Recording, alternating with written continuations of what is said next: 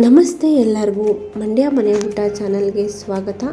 ಇಂದು ನಮ್ಮ ಚಾನಲ್ನಲ್ಲಿ ಹೆಸರುಬೇಳೆ ಪಾಯಸದ ರೆಸಿಪಿಯನ್ನು ಶೇರ್ ಮಾಡ್ತಾಯಿದ್ದೀನಿ.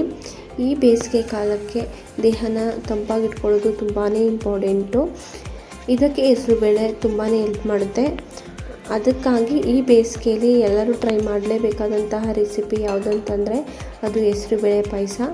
ಇದನ್ನು ಮಾಡಲಿಕ್ಕೆ ಮೊದಲನೇದಾಗಿ ಗ್ಯಾಸ್ ಮೇಲೆ ಒಂದು ಪಾತ್ರೆಯನ್ನು ಇಟ್ಟು ಅದಕ್ಕೆ ಸ್ವಲ್ಪ ತುಪ್ಪವನ್ನು ಸೇರಿಸಿ ಆ ತುಪ್ಪ ಕರಗಿದ ನಂತರ ನಿಮಗೆ ಎಷ್ಟು ಬೇಕೋ ಅಷ್ಟು ಹೆಸರುಬೇಳೆಯನ್ನು ಅದಕ್ಕೆ ಹಾಕಿ ಮೀಡಿಯಮ್ ಫ್ಲೇಮ್ನಲ್ಲಿ ಸ್ವಲ್ಪ ಗೋಲ್ಡನ್ ಬ್ರೌನ್ ಬರೋ ತನಕ ಉರಿಬೇಕಾಗುತ್ತೆ.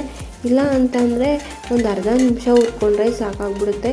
ಯಾಕೆಂದರೆ ಇದನ್ನು ನಾವು ವಿಷಲ್ ತೆಗೆಸ್ಕೊತೀವಲ್ವ, ಸೊ ಅದಕ್ಕೆ ಇಲ್ಲಿ ನಾನು ಕುಕ್ಕರ್ನಲ್ಲೇ ಹುರ್ಕೊಳ್ತಾ ಇರೋದ್ರಿಂದ ಸ್ವಲ್ಪನೇ ನೀರು ಹಾಕಿ 2 ವಿಸಲ್ ತೆಗೆಸ್ಕೊತಾ ಇದ್ದೀನಿ. ನಿಮ್ಮ ಪಾಯಸದಲ್ಲಿ ಹೆಸರುಬೇಳೆ ಬಾಯಿಗೆ ಸಿಗಬಾರ್ದು ಅನ್ನೋ ಥರ ಆದರೆ 4 ವಿಸಲ್ನ ಕೂಗಿಸ್ಕೋಬೇಕು. ಇಲ್ಲ ತಿಂತ ಬಾಯಿಗೆ ಸಿಗಬೇಕು ಹೆಸರುಬೇಳೆ ಅನ್ನೋ ಥರ ಆದರೆ 2 ವಿಸಲ್ನ ತೆಗೆಸ್ಕೊಂಡ್ರೆ ಸಾಕಾಗುತ್ತೆ. ಈ ಕಡೆ ಕುಕ್ಕರಲ್ಲಿ ವಿಸಲ್ ತೆಗೆಸ್ಕೊಳ್ಳೋಕ್ಕಿಟ್ಟು ಇನ್ನೊಂದು ಕಡೆ ನಾನು ಬೆಲ್ಲ ಮತ್ತು ನೀರನ್ನು ಕುದಿಯೋಲಿಕ್ಕಿಟ್ಟಿದ್ದೀನಿ. ಮತ್ತು ಇದಕ್ಕೆ ಒಂದು ಮಿಶ್ರಣವನ್ನು ರುಬ್ಕೋಬೇಕಾಗುತ್ತೆ. ಅದಕ್ಕೆ ನಾನಿಲ್ಲಿ ಕಾಯಿ, ಕಡಲೆ ಮತ್ತು ಏಲಕ್ಕಿಯನ್ನು ಸೇರಿಸ್ಕೊಂಡಿದ್ದೀನಿ. ಕೆಲವೊಬ್ಬರು ಅಕ್ಕಿಯನ್ನು ಹಾಕ್ತಾರೆ.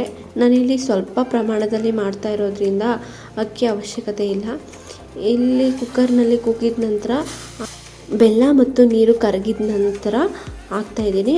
ಅದು ಒಂದು ಕುದಿ ಬರಬೇಕು.